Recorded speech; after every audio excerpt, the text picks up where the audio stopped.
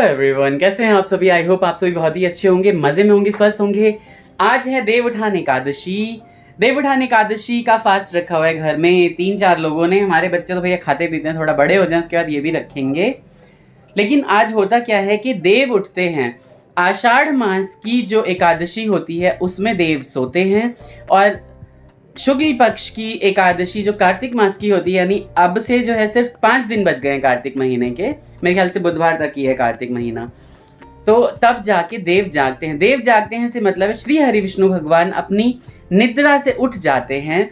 4 महीने तक उनके बदले हर हर महादेव हर हर करते हुए सभी घर में और सभी देशों में सभी जगह पे बारिश करते हैं, मतलब अपने पूरे देश में बारिश करते हैं, और वही जो है पूरे विश्व को संभाले रहते हैं। तो देव जब सो जाते हैं तो महादेव, शिव शंभू, शिव शंकर पूरे मतलब जो राजकाज होता है ना वो अपने पास रख लेते हैं। बोला ही नहीं जा रहा मेरे से, क्योंकि कोई स्क्रिप्ट तैयार नहीं होता पहले से, है ना। आज उठे हैं देव, और देव उठते हैं तो हालांकि मम्मी के साथ हमारी बहुत सारी यादें हैं। जब दीदी ने चैनल शुरू किया तो हम बहुत ही अच्छे से मनाते थे, और मम्मी का रहना ही कहीं पे ना एकदम उस चीज़ को एकदम ग्लोरीफाई कर देता था अपने आप ही ना। ऐसा लगता था कि कितनी अच्छी चीज़ कर रहे हैं हम लोग। लेकिन फिर भी हमारे यहाँ जब वो रिस्म चली गई है ना, तो क्या क्या चीज़ें कर रहे हैं हम, आज क्या क्या हुआ है, हम इनकी माता जी ने क्या क्या किया है आज, वो सारी चीज़ें पता चलेंगी। कार्तिक ले जा रहे हैं उधर की तरफ फ़ोन, और वो रिकॉर्ड करके और सारी चीज़ें बताएंगे क्या क्या रखा हुआ है, किस किस चीज़ में रखा हुआ है। बहुत सारी चीज़ें बनाते हैं चावल के आटे से, और भगवान को बाहर और फिर अंदर करते हैं। तो बने रहिए हमारे साथ एंड तक और देखिए कि क्या क्या चीज़ें चल रही हैं। एकादशी का दिन आया, राज्य में उपवास का वातावरण था। उस व्यक्ति को भी अन्न नहीं दिया गया, केवल फलाहार के लिए फल प्रदान किए, लेकिन व्यक्ति को फलाहार से तृप्ति नहीं मिली। भूख बढ़ने लगी और वह बेचैन हो गया। वह सीधे राजा के पास पहुंचा और बोला, महाराज, फल खाकर पेट नहीं भरता, कृपया मुझे अन्न दे दे, वरना भूख से मेरे प्राण चले जाएंगे। राजा ने उसे पुनः नियम समझाया, परंतु वह व्यक्ति लगातार खाना मांगता रहा। अंततः राजा को दया आ गई और उन्होंने उसे आटा, दाल, चावल, नमक सामग्री, अन्य प्रकार के पकवान दे दिए। वह व्यक्ति बड़ी खुशी के साथ नदी के किनारे गया। पहले उसने स्नान किया, फिर श्रद्धा से भोजन बनाने लगा। जब भोजन तैयार हुआ तो उसने आसन लगाया और आंखें बंद कर भगवान विष्णु का ध्यान करते हुए कहा कि हे प्रभु, भोजन तैयार है, आप पहले प्रसाद ग्रहण करें, उसके बाद मैं भी भोजन करूँगा। उसकी सच्ची भक्ति और भगवान भावना देखकर भगवान विष्णु स्वयं प्रकट हुए और भोजन ग्रहण कर लिया। फिर वे अपने धाम लौट गए। व्यक्ति भी भोजन कर प्रसन्नता पूर्वक अपने कार्य में लग गया। अगली एकादशी के समय वह फिर राजा के पास पहुंचा और बोला, महाराज, इस बार मुझे पिछली बार से दोगुना अन्न है। राजा ने चकित होकर पूछा कि दोगुना क्यों? उसने सरलता से उत्तर दिया कि पिछली बार भगवान विष्णु मेरा भोजन आकर खाकर चले गए। आधा अन्न उन्होंने खाया, आधा मैंने, तो मेरा पेट मैं भूखा रह गया। राजा ये सुनकर हैरान हो गए। उसने मन ही मन सोचा कि मैं तो वर्षों से एकादशी का व्रत करता हूँ, भगवान की पूजा करता हूँ, फिर भी आज तक दर्शन नहीं हुए, और ये व्यक्ति कहता है कि भगवान उसके बुलाने पर भोजन करने आ गए। राजा ने सत्य जानने का निश्चय किया। अगली एकादशी को वह छिपकर नदी के किनारे पहुंच गया। व्यक्ति फिर आया, उसने उसी प्रकार। आज है देवउठान एकादशी, और यहाँ पे हम तीनों स्त्रियाँ, तीनों महिलाएं अब जो है पाठ कर रही हैं, पूजा कर रही हैं, और जो भी मिथिला का नियम होता है उसे मैं कोशिश कर रही हूँ कि मैं पूरा कर सकूँ। तो यहाँ मैंने ऐपन बनाया है, और ऐपन में जो जो आज बनता है वो सब कुछ मैंने बनाया है, यहाँ से वहाँ तक सब कुछ बनाया है मैंने जगह के हिसाब से। तो ऐपन आप सभी को कैसा लगा? कार्तिक से रिक्वेस्ट है कि वो अच्छे से ऐपन दिखा दे और आप सभी बताइएगा कि कैसा बना है। और तुलसी जी को वस्त्र पहना दिया है और श्रृंगार, क्योंकि उनका तुलसी विवाह होता है इसलिए मैंने चूड़ियाँ, बिंदी, सिंदूर और ये चुन्नी जो है उनको उड़ा दी है।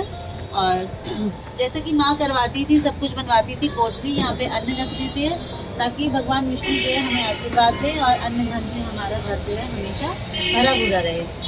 जो भी बनाते हैं, यहाँ मैंने किताबें बनाई हैं राम नाम लिख के, और ये सारी चीज़ें बनाई हैं जो भी होती हैं, हाँसू, करछी, कढ़ाई, है ना, इसको क्या बोलते हैं,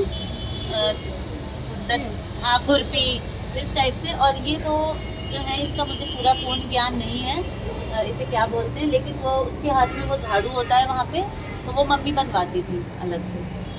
मैंने भी बना दिया है सब कुछ। कथा हम तीनों ने सुन ली है, तुलसी जी के विवाह की कथा हमने अभी अभी करी। बहुत ही सुंदर कथा है तुलसी विवाह की। और बहुत ही सुंदर एकादशी देवउठान एकादशी की भी कथा है।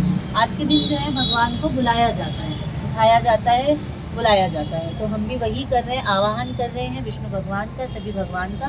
और यहाँ प्रसाद में जो जो चढ़ता है वो मैंने चढ़ाया है। आंवला है, गन्ना है, शकरकंदी है और सिंघाड़े हैं, और जो भी मेरे पास फल था, सेब और अमरूद, ये सारा कुछ हमने चढ़ा लिया है। अब हम आरती करेंगे विष्णु भगवान की, तुलसी जी की, गणपति जी की।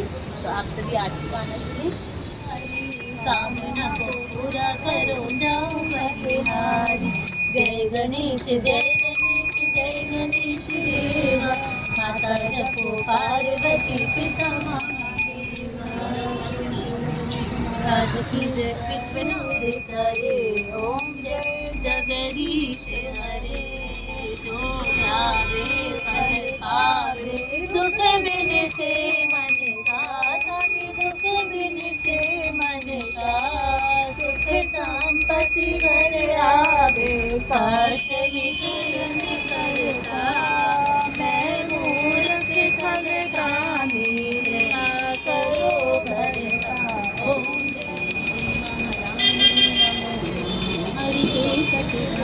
नमो वन तुलसी पूरण तप की मशाली। तुलसी जी का श्रृंगार है। कहाँ लगाऊं, पत्ते पे? स्टेम पे यहाँ लगाओ। पकड़ो।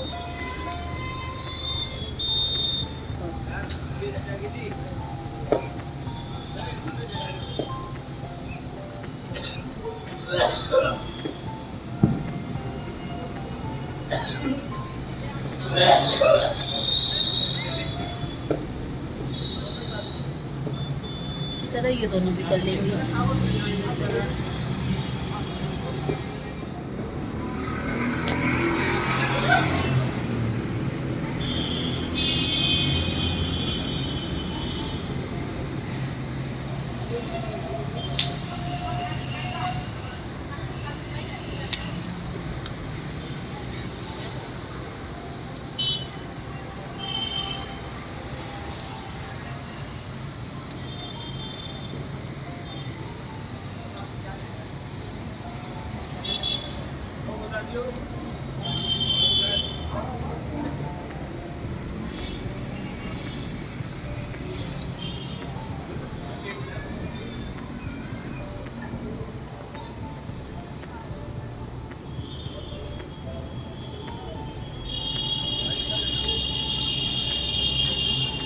संपन्न।